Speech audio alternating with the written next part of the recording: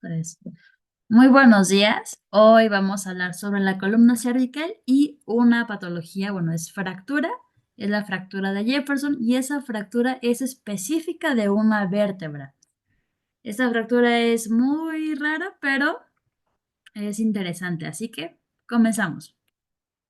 Nuestro equipo está conformado por Marisol Calderón Hernández, Nidia Alejandra Vázquez Juárez, Pablo Martínez Allende y su servidora Carla Paula Gómez Barrueta.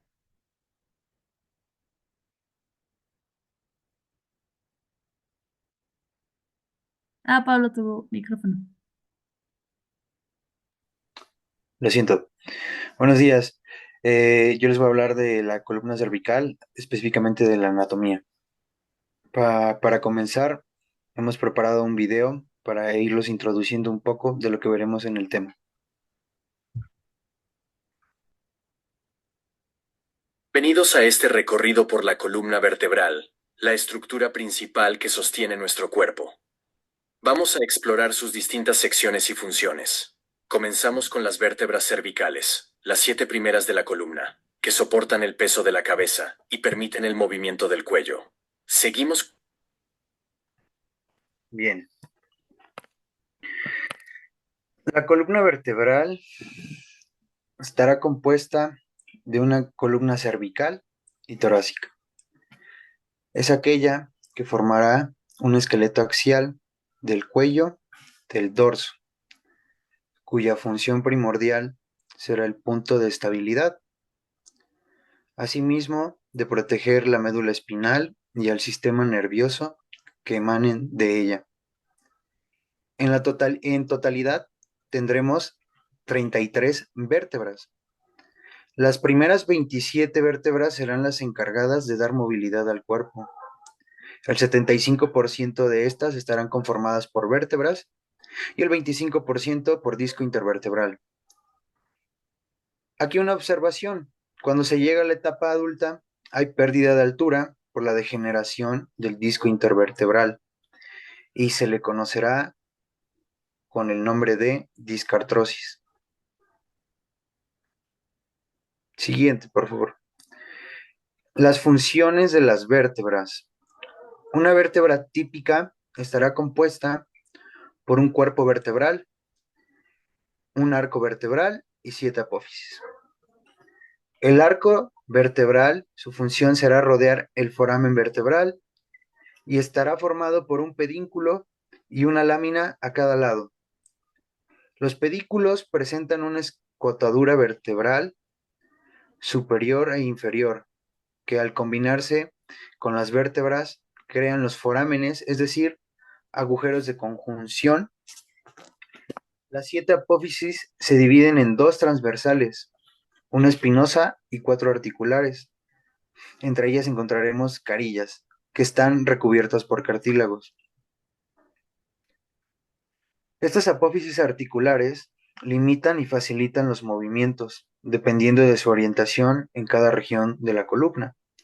Además, las apófisis transversales y espinosas serán los puntos de inserción de los músculos paravertebrales y estos se darán en unos planos profundos, como lo muestra en la imagen. No, anterior.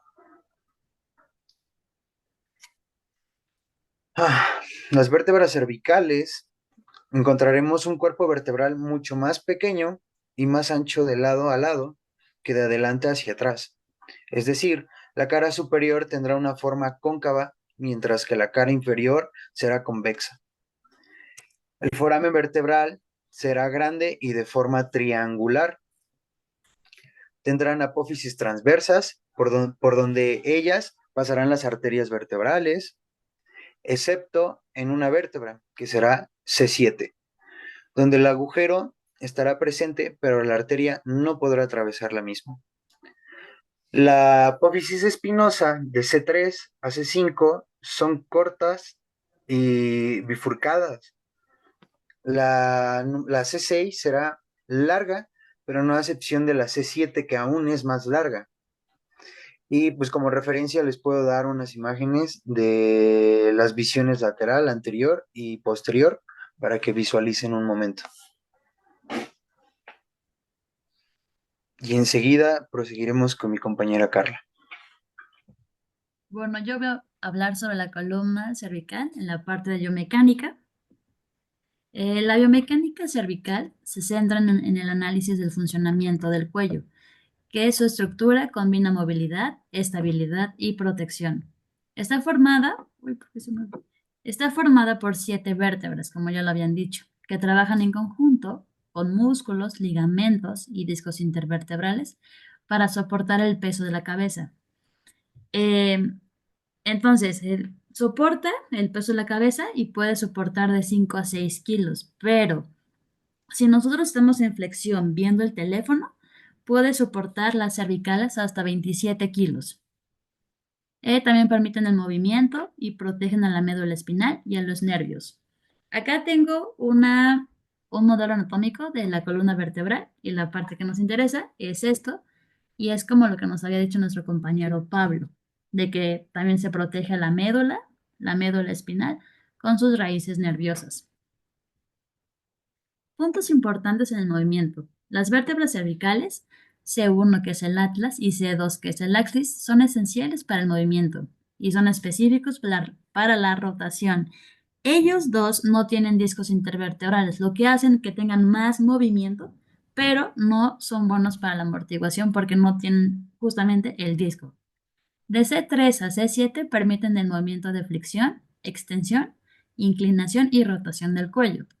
Los discos intervertebrales, ellos absorben los impactos y proporcionan flexibilidad. Entonces, los discos intervertebrales van a soportar los impactos de cargas, pero cuando sobrepasa su carga es cuando se rompe y entonces sale el líquido pulposo. Y acá es como una representación de cómo se ve cuando ya se rompe y salen las hernias discales. Los ligamentos y músculos aseguran estabilidad y movilidad al cuello. La flexión y la extensión son movimientos de hacia adelante y hacia atrás. Y cuando hacen el movimiento de flexión, los cuerpos vertebrales anteriores se aproximan y los discos se comprimen. Las carillas facetarias se separan. Y bueno, la inclinación es mover lateral la cabeza y rotación es girar la cabeza hacia los lados. Acá tenemos una imagen de los músculos que tiene la parte cervical.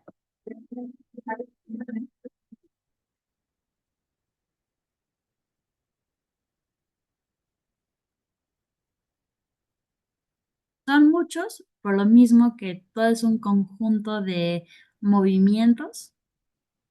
Y bueno, los músculos, voy a hablar sobre los profundos que están más cerca del atlas y del axis. Ellos van a dar control postural y estabilización. El esplenio de la cabeza extiende y gira lateral la cabeza. El esplenio del cuello extiende la cabeza, el cuello y también rota y hace flexión. El recto posterior mayor de la cabeza hace rotación, extensión ipsilateral de la cabeza.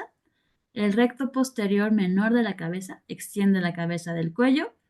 El oblicuo inferior de la cabeza da la rotación. El oblicuo superior de la cabeza extiende y flexiona ipsilateral de la cabeza. Los rotadores del cuello dan el control postural. El interespinal del cuello es el control postural. El interespinal da la extensión de la columna y los intertransversales dan la flexión lateral del cuello. Y bueno, cada aumento de flexión por 15 grados genera una mayor carga. O sea, si está a 15 grados en flexión, va a tener 12 kilos. Si está a 45 grados, va a soportar de 22 a 25 kilos. Y bueno, estos son los músculos que ya había mencionado y estos son los más cercanos, los más profundos al atlas y al axis. Y ahorita voy a hablar sobre los ligamentos. Los ligamentos, un importante es el ligamento transverso del atlas. Ese evita la luxación anterior del atlas con el axis. El ligamento alar va a limitar la rotación y el nucal va a dar un soporte. Y bueno, aquí hay unos videos de cómo es que funcionan los músculos con la flexión y extensión.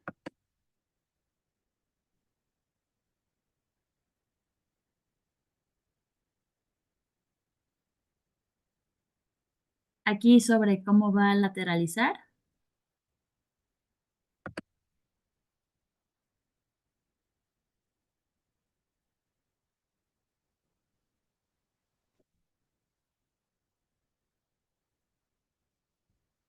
Y este es la inclinación.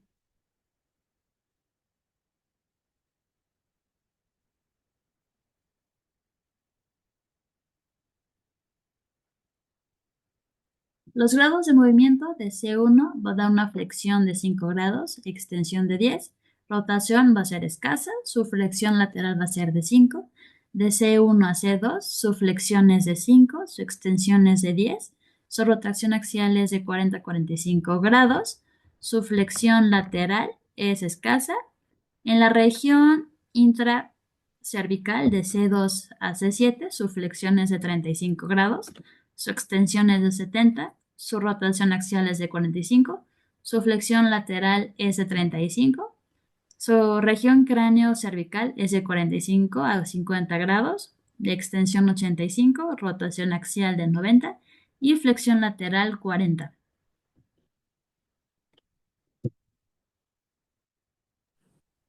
Bueno, pues yo les voy a hablar un poco sobre la fractura de Jefferson. ¿Le podrías cambiar, Carla?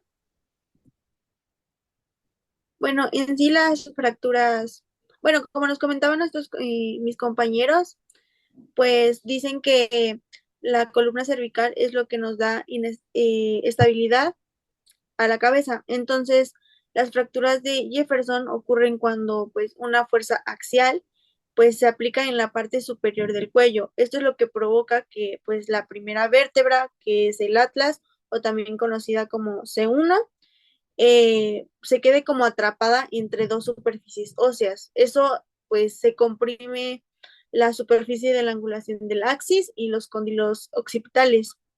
Entonces, eso es lo que puede causar la fractura. Esta fractura tiene una mecánica que es, la primera es la fuerza axial, que esto ocurre cuando se aplica fuerza en la parte superior de la cabeza y es lo que, bueno, eso puede ocurrir con un golpe simple en la cabeza. Después es la compresión del atlas, es la fuerza que se aplica, que eso es lo que causa que la vértebra esté como atrapada y eso es lo que lleva a una fractura. La fractura de C1 se puede dar en diferentes partes de esa vértebra, como puede ser el arco anterior, el posterior y las masas laterales. Esta fractura tiene una clasificación. ¿Le podrías cambiar, Carla, por favor? Se divide en 5 tipos, que la tipo 1 es una de las más frecuentes, que es una fractura en el arco posterior, que puede ser unilateral o bilateral.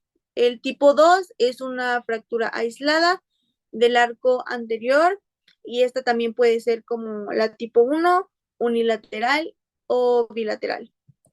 La tipo 3 se refiere a una fractura clásica de Jefferson, que es llamada burst, que involucra tanto el arco posterior bilateral como el arco anterior. Esta fractura es muy inestable y esta se afecta al ligamento transverso. La tipo 4 es una fractura de las masas laterales. También es inestable y afecta al ligamento transverso.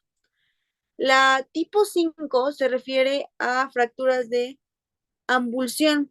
Estas fracturas es como si, bueno, un trozo del hueso que está unido a un ligamento o un tendón se desprende de la parte inicial del hueso. Puede ser causada por músculos longus colli o la membrana occipito-atlantoidea. Esta clasificación ya se incorporó desde mucho tiempo después, pero estas clasificaciones nos ayudan para determinar pues la gravedad y el tratamiento adecuado de pues las fracturas de C1 o del atlas, considerada tanto como la estabilidad de la fractura como la implicación de los ligamentos y las fracturas asociadas. Bueno, pues yo voy a hablar acerca de la imagen radiológica. Eh, posterior encontramos algunas imágenes que, bueno, tienen que ver como tomografía axial, radiografías, que nos muestran más de cerca lo que es la vértebra C1. ¿Le puedes ir cambiando, por favor? Y bueno, específicamente yo me voy a centrar en un caso clínico que creo que fue o es importante mencionar, ya que pues así podemos como entender o correlacionar más pues lo que hemos dicho, bueno, mis compañeros anteriormente. Entonces, bueno, voy a hablar acerca de un caso clínico que es de un hombre de 33 años que no tiene antecedentes médicos relevantes. Acudió a urgencias debido a un dolor cervical persistente durante 2 semanas tras un accidente en motocicleta. Las radiografías iniciales realizadas en un hospital no permitieron un diagnóstico adecuado. Posteriormente se le realizaron radiografías y una tomografía computarizada, TAC, de columna cervical, identificando fracturas en las vértebras C1 y C7. La fractura de C7 presentaba compresión y en C1 se observó una fractura del arco anterior y posterior izquierdo con un desplazamiento mayor a 7 milímetros en la masa lateral izquierda. Además, también se le realizó una resonancia magnética que mostró una lesión del ligamento transverso y estaba comprometido el conducto raquídeo. También hubo daño a estructuras posteriores.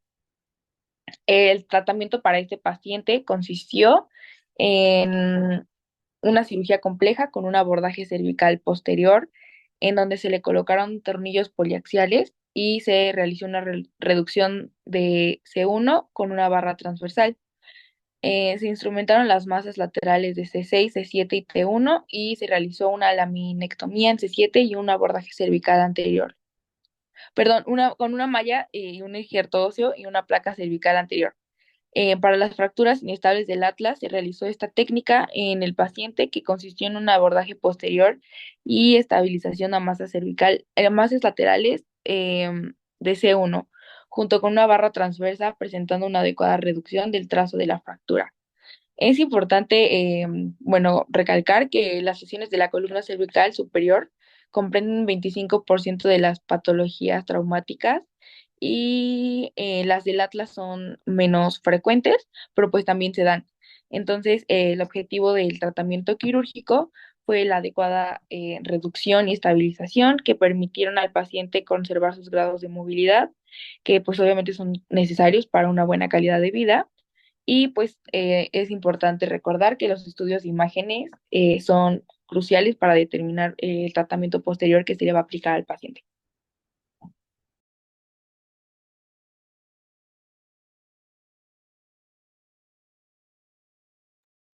Bueno, eso sería todo. Espero que les haya gustado mucho y que hayan aprendido mucho. Y nos vemos en un próximo video. Chao.